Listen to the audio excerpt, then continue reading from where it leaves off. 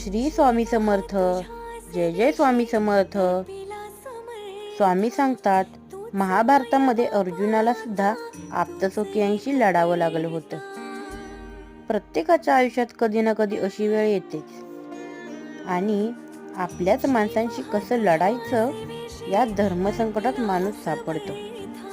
पण स्वतःच्या संसाराला आणि प्रपंचाला धर्माधिष्ठित न्याय द्यावाच लागतो आणि न्यायासाठी आणि कुटुंबियांना योग्य मार्गावर आणण्यासाठी हे करावंच लागतं. श्री स्वामी समर्थ. जय जय स्वामी समर्थ.